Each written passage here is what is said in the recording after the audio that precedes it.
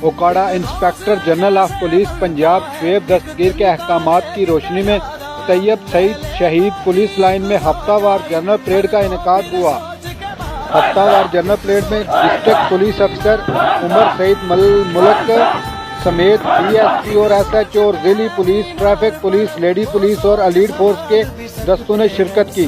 اس موقع پر خطاب کرتے ہوئے ڈسٹرکٹ پولیس افسر عمر سعید ملک نے کہا کہ تمام پولیس افسران اور جوان اپنے آپ کو فزیکلی فٹ رکھیں، صاف ستھری وردی زیب تن کریں اور خوش اخلاقی کو اپنا شعور بنائیں۔